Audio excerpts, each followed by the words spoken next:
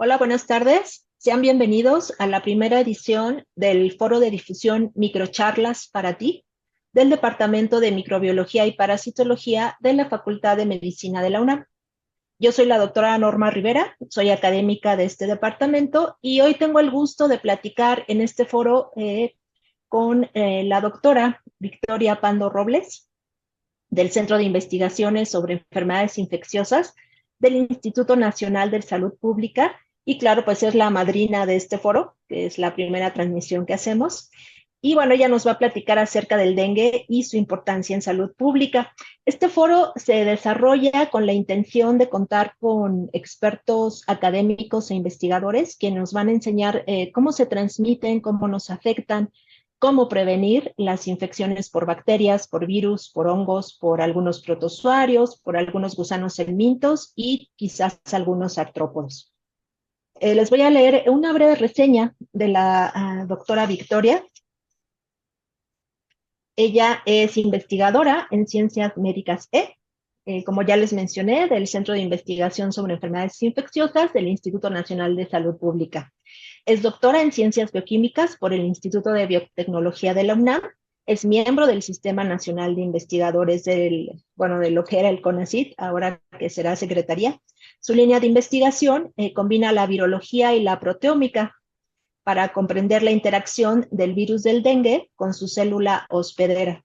Y esto lo hace tanto en el humano como en el mosquito. Recientemente ha ampliado sus investigaciones al estudio de la epidemiología del dengue. Victoria, pues bienvenida a este nuestro primer foro. Gracias por aceptar nuestra invitación. Y bueno, pues vamos a empezar la plática. Te voy a hacer algunas preguntas. La primera sería, ¿qué es el dengue y cómo se transmite, Victoria? Pues primero que nada, buenas tardes a toda la audiencia. Muchas gracias por la invitación. Eh, Me encanta hablar del dengue y me encanta la divulgación y entonces espero poder responder todas sus preguntas. Yo preparé una pequeña presentación que quizás ayude en las preguntas. No puedo pasarlas. A ver, ya, ahora sí.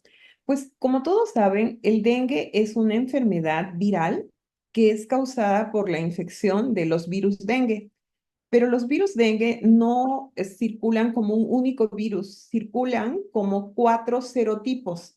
Es decir, son reconocidos por el sistema inmune de los humanos como virus diferentes, pero no llegan a ser tan diferentes para que se los clasifique en otra familia, ¿no? Entonces son virus que tienen bastante homología, pero son cuatro. Y estos virus son transmitidos a las personas durante la alimentación hematófaga de los mosquitos hembra, principalmente Aedes aegypti. Los mosquitos hembra necesitan los nutrientes de la sangre de un vertebrado, en este caso de humano, pero también podría ser de un animal, para que pongan sus huevos, o sea, para que ovopositen. Entonces es por eso que los mosquitos nos pican. No sé si quedó Sí, claro. sí, Victoria, gracias. Y bueno, ¿cuáles serían los factores de riesgo para adquirir una infección por dengue? Los factores de riesgo a nivel persona, o sea, para que a uno le piquen los mosquitos, bueno, los factores de riesgo son varios. Una es a nivel de las personas, es que vivas en una zona de alto riesgo, es decir, en una zona donde hay transmisión de dengue, ¿no? Por ejemplo, el dengue es una enfermedad que está principalmente distribuida en los trópicos. Entonces, los países tropicales y subtropicales, pues las personas viven en riesgo de contraer el virus porque el vector también vive en estas zonas, ¿no? Entonces, una es que vivas en una ciudad, en un país que sea tropical. Y realmente el 70%, entre el 60 y 70% del territorio mexicano, pues es considerado tropical y subtropical, ¿no? Entonces hay un alto riesgo para el 70% del territorio, digamos.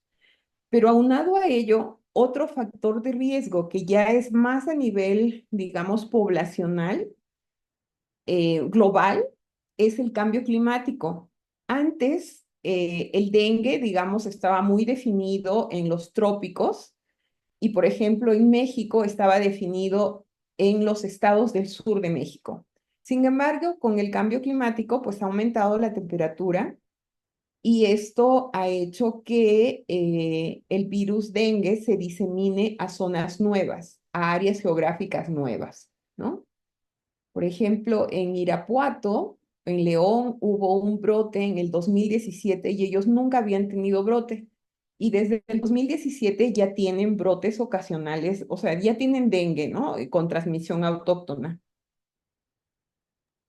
Ok, bueno, vamos a hilar esto que nos estás diciendo con la siguiente pregunta. ¿Qué estados y países, ¿no? En general, son los que tienen mayor riesgo de infección? Y bueno, ya nos comentaste que principalmente es por el clima, pero quizá podría haber otro factor que contribuya a esto. Miren, digamos que aquí es un mapa del mundo donde están los países que reportan dengue. Como pueden darse cuenta, son países tropicales.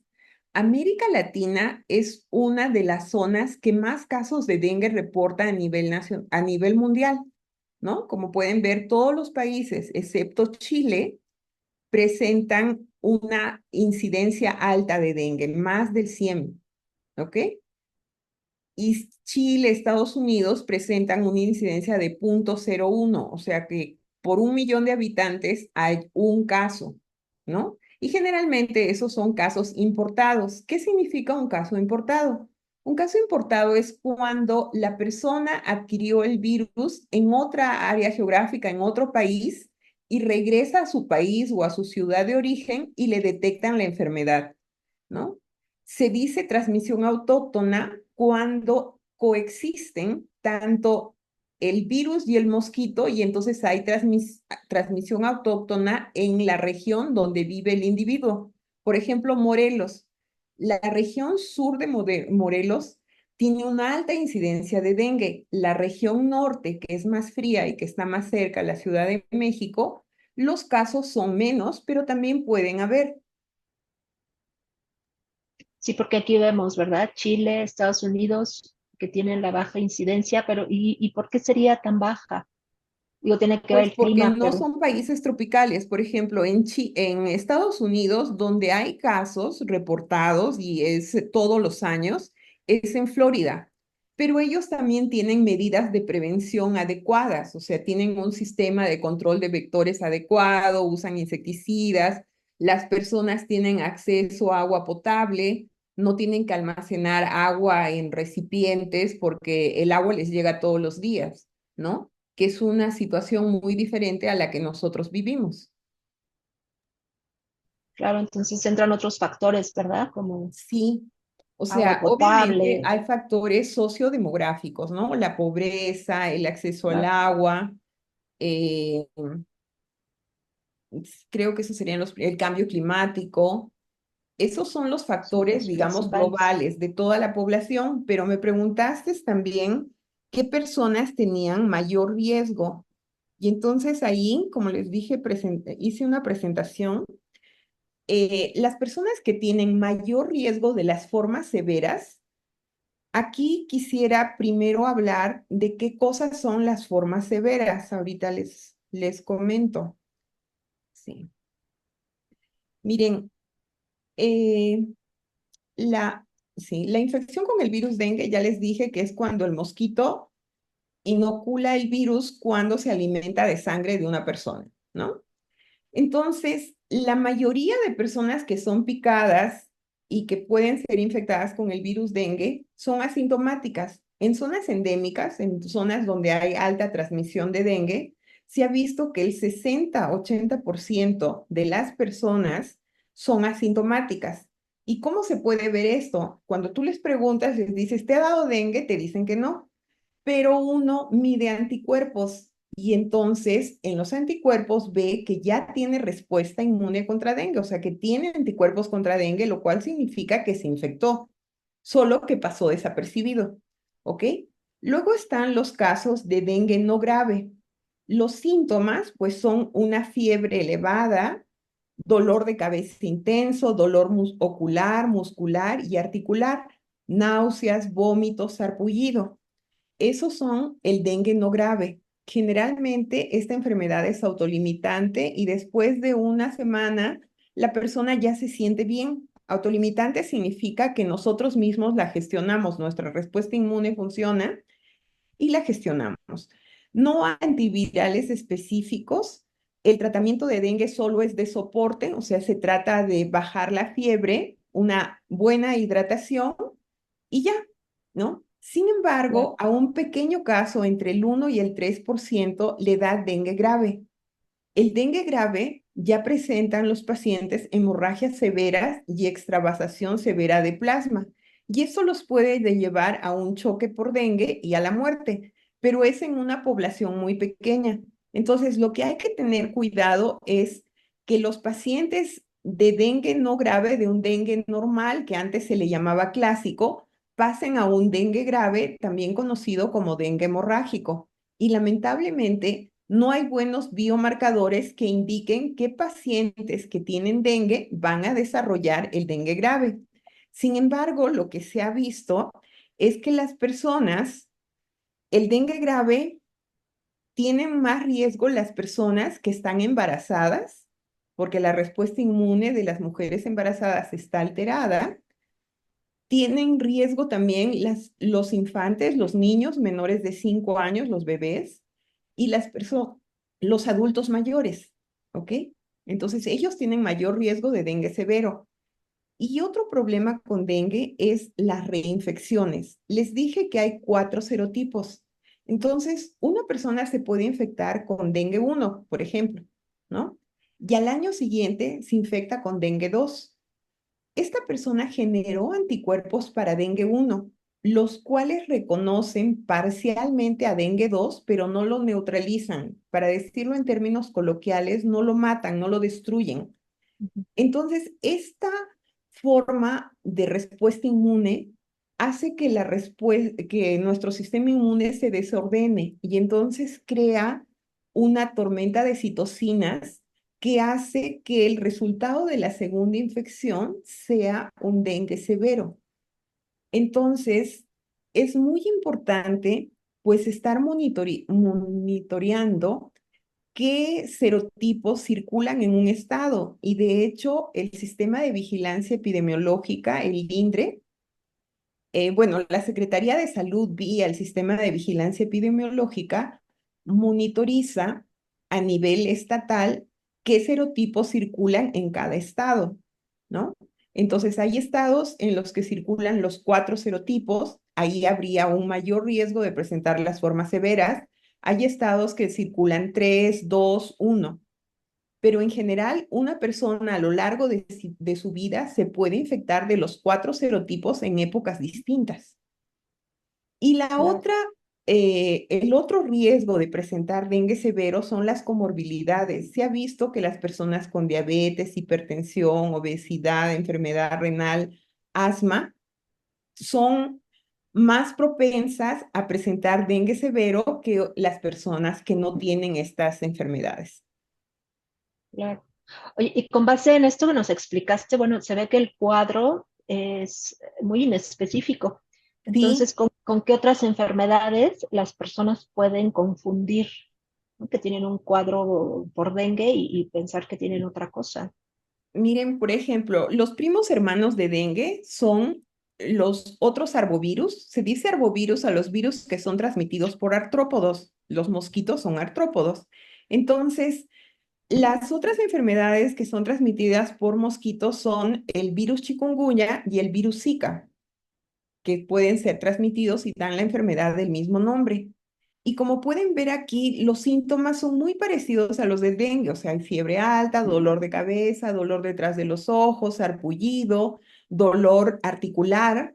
Entonces, para un médico es muy difícil que, pues, diga, tiene dengue, tiene Zika, tiene chikungunya. Por eso es que esta enfermedad debe de ser confirmada con pruebas de laboratorio para que uno ya viendo el patógeno o viendo los anticuerpos, pueda decir específicamente qué enfermedad tiene la persona. Aquí yo solamente quiero decirles que con COVID, con la pandemia de COVID, hemos aprendido muchas cosas, ¿no? Sobre la detección de los patógenos. Entonces, existen métodos directos y métodos indirectos. En los métodos directos, como su nombre lo dice y queremos detectar un patógeno, nosotros lo que detectamos es algo del patógeno. Entonces, estos pueden ser aislamiento del virus, que esto es largo y difícil y las pruebas tienen que ser rápidas. La detección del genoma, o sea, todos nos hemos hecho un PCR contra SARS-CoV-2. Un PCR, pues, es la detección de un pedacito de genoma del virus o del patógeno que creemos estar infectados. Entonces, digamos, un método directo es la PCR para dengue y otra es la detección de antígeno, que aquí lo que se detecta es una proteína del patógeno, ¿no? Entonces, estos son métodos que son muy específicos, pero la oportunidad, o sea, la posibilidad de detectar también es muy corta, porque como aquí estás detectando al patógeno, el patógeno no siempre está circulante en sangre. En el caso de dengue, solamente está circulante el virus en sangre durante la etapa febril, ¿no? Que son 5 días. Entonces, tiene 5 días para que pueda ser detectado. Sin embargo, los anticuerpos que se generan contra ese patógeno pueden ser detectados hasta meses después o años, en el caso de IgG. Entonces, estos son métodos indirectos. No detectas el patógeno, detectas el anticuerpo que se produjo por la infección de un patógeno específico. ¿Ok? Entonces aquí Claro. solamente déjenme mostrarle, miren, por ejemplo, el mosquito te pica, digamos, 4 días antes que aparezca la fiebre, ¿no? Entonces, eh, en estos 4 días, digamos, de incubación, el virus se está replicando, ¿no? Entonces, tú vas a poder detectar el antígeno viral, o sea, una proteína del virus, desde el día 0 o un poquito antes hasta el día 5, que es cuando disminuye la fiebre, cuando baja la fiebre. La PCR se puede hacer también en esta etapa, que es la etapa febril, ¿ok? Ahora, los anticuerpos, que era lo que les decía, IgM e IgG, empiezan a producirse IgM así como a 2, 3 días después del inicio de la fiebre, y este es un anticuerpo de corta duración. Y los anticuerpos de memoria, que son los IgG, empiezan a producirse 6 días después del inicio de la fiebre, y estos sí te pueden durar muchos años. Ahora, el problema del dengue severo es que realmente no tenemos ningún marcador que al inicio indique que esa persona va a tener dengue grave. Y aquí por eso es muy importante monitorear al paciente los días en que ya se baja la fiebre, porque ahí existe un alto riesgo de shock y de hemorragias. Entonces me preguntaban por los signos de alarma. Los signos de alarma para el dengue es, acá como lo dice, este es un anuncio de la OPS. Cuando la fiebre baja, se debe vigilar en las próximas horas cualquiera de los siguientes síntomas, que son dolor abdominal intenso y continuo, somnolencia, mareo o desmayo, sangrado en las encías, en las heces o en la orina. Eso es muy importante. Vómitos persistentes, intranquilidad e irritabilidad. Si es que el paciente presenta cualquiera de estos síntomas, debe de acudir de inmediato a la unidad de salud más cercana, porque estos son síntomas de alarma que probablemente esté pasando a ser un dengue severo. ¿Ok? Y entonces, en resumen, Victoria, para a la comunidad que no es médica o que no se dedica a las ciencias de la salud, ¿qué podemos o qué consejos podemos darles para que sepan qué hacer cuando sospechen que tienen dengue? O sea, ya hablaste de las pruebas de PCR, En pero ¿qué general, más podrían hacer? Cuando una persona sospecha que tiene dengue, tiene que ir al médico. O sea, cuando tiene fiebre, tiene que ir al médico cuando la fiebre no está asociada con síntomas respiratorios, o sea, no tiene mocos, cuando es una fiebre sin síntomas respiratorios, ¿no? Y cuando vive en una zona endémica, ¿no? Porque tampoco en la Ciudad de México, por ejemplo, que no hay una transmisión activa, pues los médicos mismos no sospechan de dengue a menos que el paciente haya tomado vacaciones en Morelos o en Cancún o en Chiapas, etcétera, ¿no? Entonces, en general, cuando la persona tiene dengue, lo que se tiene que hacer es bajar la fiebre, que generalmente se baja con paracetamol, no ibuprofeno, no aspirina, y guardar Y, reposo y perdón, hidratarse mucho. perdón, Victoria, ¿hay alguna razón por qué no deben de tomar? Sí, porque estas tienen, digamos que estas de alguna manera pueden promover la ruptura de células, ya que el paciente está infectado y hay un problema con la capilaridad. Entonces, ibuprofeno y aspirina no se recomiendan porque pueden, digamos, contribuir más a síntomas severos. Lo que se Claro, recomienda es paracetamol. claro. Y bueno, la importancia, ¿no? De decir no a la automedicación. Exacto, no a la automedicación, por eso es ir al médico para que el médico, si tiene sospecha de dengue, pues ya indique algo adecuado, ¿no? Pero principalmente es bajar la fiebre, hidratación y reposo. Y en 5 días esa persona va a estar sana, ¿sí? Porque tu sistema inmune va a estar funcionando. El problema es cuando presentas estos signos de alarma. Entonces, ahí sí tienes que tener un monitoreo continuo de un médico, ¿no? Y para eso es mejor estar en el hospital. Algo que de repente las personas toman por desapercibido es este dolor abdominal intenso y continuo y el sangrado de encías, nariz, vómitos, heces y orina. O sea, hay que estar vigilante de que en la orina no aparezca o que no aparezca en las heces, porque no siempre es el sangrado en los ojos y en las encías, que es lo más visible. Claro. Muy bien, Victoria. Y bueno, para concluir, ¿cómo podemos evitar finalmente una infección por dengue? ¿Cómo controlar? Pues miren, quien transmite dengue es el mosquito. Entonces, las formas de control es matando al mosquito. Y hay formas, pues, personales que lo matas con lo que puedes. Y hay formas de la Secretaría de Salud porque la prevención se hace a través del control de la población vectorial y es usando insecticidas, ¿no? No hay Eh, vacunas. no hay vacunas. Hay vacunas, digamos, hay dos. Una vacuna está aprobada en México, es la Demaxia, que la produce Sanofi. Y esta vacuna, el problema con dengue es que las vacunas tienen que ir dirigidas hacia los 4 serotipos, porque Claro. lo que se ha visto es.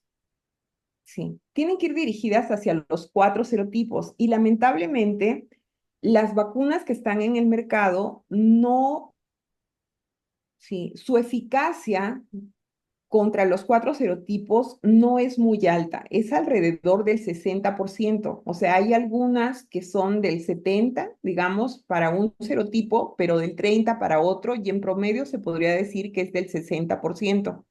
Entonces, en México solamente se puede vender la vacuna de Sanofi, la de Emvaxia, pero realmente esta vacuna adicionalmente tiene otra contraindicación. No se puede usar en personas que no han sido infectadas porque es una vacuna que previene las formas severas de la enfermedad, no previene la infección.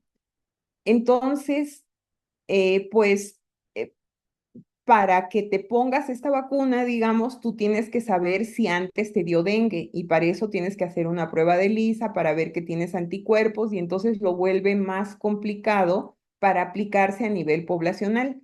En México sí la pueden aplicar, pero solamente en consultorios particulares. El sector salud no la tiene, no está No la aplica. autorizado, no está entre nuestra cartilla de vacunación. Hay otra vacuna que se llama Denga, que Denga está producida por la compañía Takeda. Es una vacuna que ya la están aplicando en Brasil, Colombia y Argentina, aquí en América.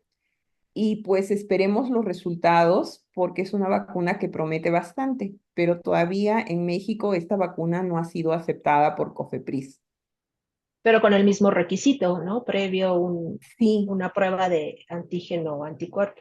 no, esta vacuna, los datos que hay publicados, se puede aplicar también en personas que no han sido infectadas. Entonces, en ese Qué sentido, interesante. tiene una ventaja sobre la vacuna de Envaxia. Muy bien. ¿Algo más que quieras agregar del control, Victoria? Del control, pues les quería decir que ustedes en algún momento han visto este tipo de personas, sobre todo los que han viajado, digamos, o tienen familiares que vivan en zonas endémicas, pues realmente hay un rociado de insecticidas increíble y también se ha visto y se ha reportado que estos mosquitos también presentan resistencia a los insecticidas, además que no solamente matan a los mosquitos Aedes, sino a otros insectos que pueden ser benéficos en la agricultura, por ejemplo, ¿no? Entonces, realmente el uso de insecticidas se hace, pero no es lo ideal, no es lo más sano para el medio ambiente. También se da la eliminación física de los criaderos, bueno, la identificación temprana de los casos con el diagnóstico y lo que se hace es el control de la población vectorial vía física, que sería la eliminación de los criaderos químicos usando pues justamente insecticidas, tanto larvicidas como para adultos. Y hay algunas estrategias innovadoras que son control biológico, control genético. No sé si han oído hablar de los mosquitos con Wolbachia. Wolbachia es una bacteria que se Claro. encuentra en la naturaleza en muchos mosquitos, pero se encontraba menos frecuente en Aedes. Entonces, a un investigador por el 2015 más o menos se le ocurrió inyectarla en los mosquitos Aedes aegypti, que son los que transmiten el virus dengue, y encontró que el virus dengue no se replica si el mosquito está infectado con Wolbachia. Entonces, estos estudios desde el 2015 han ido, digamos, teniendo más evidencia científica de que usar Wolbachia es bueno para el ambiente, es bueno para disminuir las infecciones, y se han usado más o menos en 10 países. En México bueno, desde el 2018 más o menos hay un proyecto en Baja California, pero todavía en Baja California todavía no han publicado los resultados y actualmente hay un proyecto de eh, soltar mosquitos con Wolbachia en Yucatán, en Mérida, Muy bien. para disminuir la Interesante. infección. Claro. Muy bien, Victoria. Tenemos aquí algunas preguntas. Me están llegando. Estamos enlazados a Facebook y también aquí por el WhatsApp me están llegando algunas. No da tiempo para todas, pero Ujú. déjame leer algunas que no se repitan. Mira, por aquí hay una, pero esta es más del gremio de la academia. ¿El genotipo de dengue condiciona para el dengue grave? En América no se ha visto eso. ¿El genotipo o el serotipo? Pues preguntan, ¿el genotipo de dengue Ah, ok. condiciona para el dengue grave? Se ha visto que algunos genotipos son más virulentos que otros, ¿no? Por ejemplo, ahora tenemos el serotipo 3, el genotipo no me acuerdo el nombre que le han dado, pero hay digamos, por ejemplo, en Morelos, en los últimos 7 años solamente circulaba el serotipo 1 y 2. Desde el 2023 ha ingresado el serotipo 3 y realmente ha aumentado la gravedad. Pero eso puede ser por el mismo genotipo en sí, ¿no? pero también puede ser porque las personas ya están sufriendo reinfecciones y las reinfecciones están asociadas a gravedad, ¿no? Entonces ya tenían anticuerpos para uno o para el serotipo 1 y el serotipo 2 o digamos un anticuerpo nada más, pero para esos serotipos, y ahora les llega un serotipo 9, nuevo y lo que hace es pues aumentar el riesgo de casos severos. Entonces podría ser la reinfección o el genotipo que circula en este momento en Morelos. Ok. Aquí hay otra pregunta, esta es más general. Dice, en Córdoba, Argentina, hubo un brote importante de dengue en verano. Yo iré de visita ahora en julio, pero allá ya es invierno. ¿Tengo riesgo de infección? Pues digamos, como es invierno y tú bien lo dices, y tienen un invierno crudo, Sí, muy entonces el poco. riesgo de infección disminuye, ¿no? Disminuye mucho. Ahora ya, si es que regresaras en diciembre, enero, que ellos ya están empezando su verano, pues ahí el riesgo aumentaría. Y ese es uno de los problemas del control de dengue, porque los huevos secos, digamos que, a ver, nosotros estamos empezando verano, ellos están empezando otoño, ¿no? Sin embargo, digamos que antes de que empiece el otoño, hay mosquitas o mosquitos hembras que pusieron huevos. Esos huevos en desecación, o sea, sin lluvias, se van a quedar por 4 o 5 meses. Y en diciembre, que empiece a llover, que empiece a hacer calor, esos huevos otra vez pueden desarrollarse a larvas. Entonces, así el ciclo continúa, ¿no? Y además también hay transmisión vertical, es decir, que se puede transmitir, los mosquitos permanecen infectados toda su vida, o sea, duran entre 20 y 30 días, y si se infectaron, van a estar infectados y transmitiendo esos 20, 30 días. Ahora, si la madre pone huevos, uno de 1,000 huevos va a poder bueno, va a poder tener dengue, o sea, la transmisión vertical es 1 en 1,000, ¿no? Ujú. Entonces así se puede, digamos, pueden promover un brote otra vez que llegue el verano.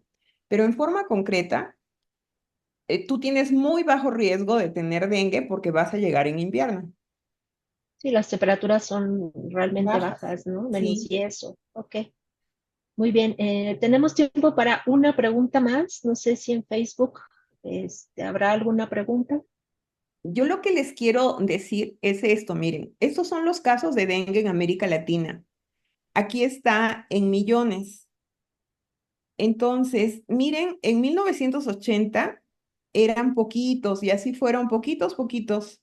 Y luego, 2023 ya son como 3 millones. Y en el 2024 estamos alrededor de 7 millones. Entonces, realmente está diseminándose mucho el vector y están Ujú. aumentando mucho los casos. Entonces, ¿a qué se debe esto? Esto se debe a cambios en la distribución de los vectores.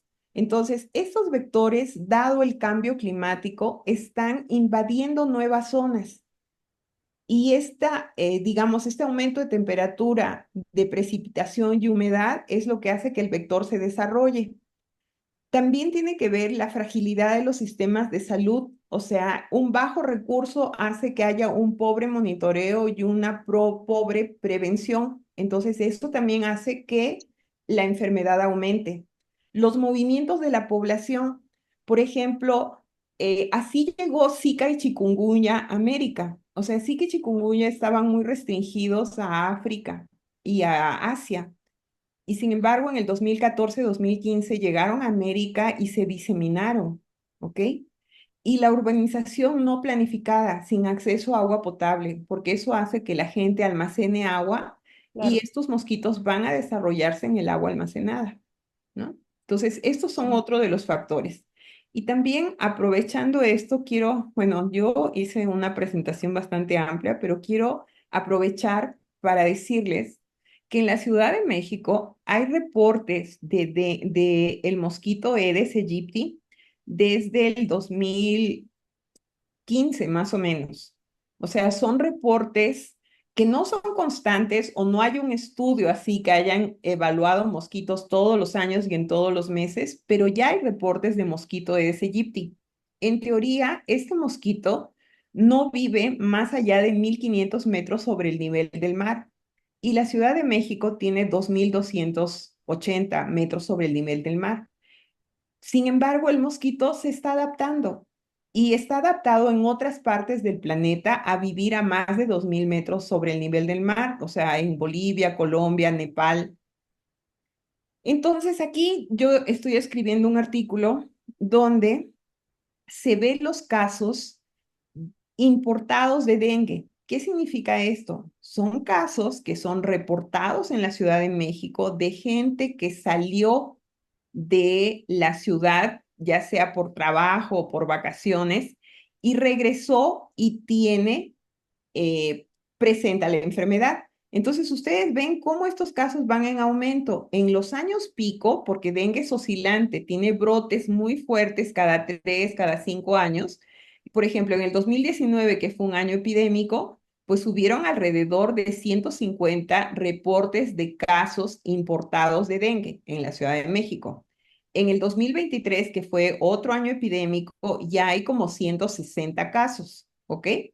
Entonces, esto sumado a que el mosquito se está adaptando, pudiera haber una adaptación tanto del mosquito como del virus para que ya se repliquen y vivan tranquilos a más de 2.200 metros sobre el nivel del mar.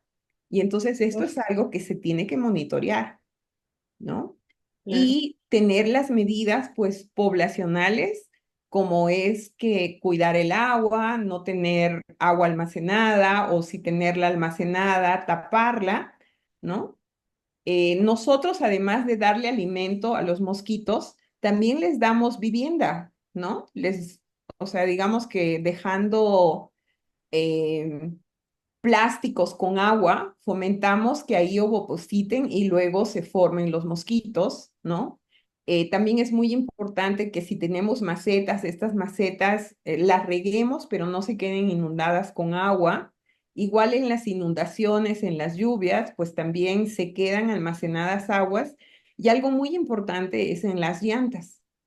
El claro. mosquito Aedes albopictus no estaba reportado en América hasta 1980. 1980, 1990, que se empezó un comercio de llantas usadas. Y entonces lo que se vio es que en las llantas venían los huevos y pues con un clima tropical se adaptaron y ahora tenemos sedes albopictus también en México, ¿no? Entonces es muy Sí, importante, digamos, esto de la limpieza en muchos sentidos, ¿no? Para muchos problemas de salud y ser conscientes de que aunque se viva en la pobreza, eso no quita que seamos limpios y responsables con nuestra salud, por ¿no? supuesto. Entonces, cubre bien los depósitos de agua, cepilla con agua y jabón las paredes internas de los barriles donde almacenas agua. Aquí esto es algo de la OPS, que son 10 tips para eliminar los criaderos de los mosquitos. Es limpiar las canaletas de los desagües y de los depósitos de agua del aire acondicionado, proteger las puertas y ventanas, ¿no? Con los mosquiteros, con las mallas, vacía y limpia la bandeja externa de los refrigeradores, ahí también los mosquitos se desarrollan. Cambiar el agua de los floreros y de los platos de las macetas una semana, cada semana, ¿no? No dejarlos ahí. De hecho, hay trabajos muy bonitos en Mérida donde ellos ven cómo se desarrollan un sitio así donde se desarrollan los mosquitos, son los cementerios, por los floreros que la gente deja pues así un mes, ¿no? Sin cambio de agua. Ay, perdón. Entonces, sí tenemos muchas cosas que hacer y son simples que las podemos hacer en casa para evitar justo la propagación del mosquito y con ello, pues impedir la transmisión, ¿no? Claro. Muy bien, Victoria, pues muy interesante, muchas gracias, sobre todo ya por estos tips finales que van a ayudar mucho a la población en general a poder controlar, ¿no? Prevenir la transmisión del dengue. Bueno, No, pues con pues esto damos el fin a esta primera edición de nuestras microcharlas para ti. Gracias por ser nuestra madrina, fue madrina de lujo. Y pues bueno, esperemos vernos otra vez. por supuesto, estás pero invitadísima.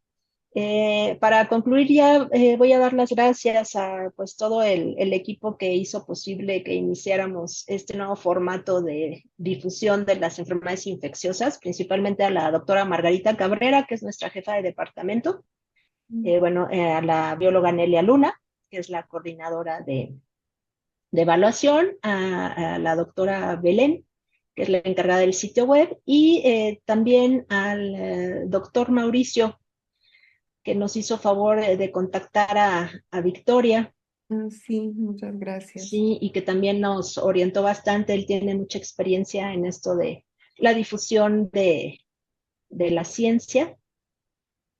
Entonces, Victoria, pues muchas gracias y a todos les pido que estén pendientes en nuestras redes. La próxima edición de Microcharlas para ti saldrá en la última semana de noviembre, ya para antes de irnos de vacaciones. Entonces, estén pendientes, ahí publicaremos el tema y la fecha exacta. Y Victoria, una vez más, muchas gracias.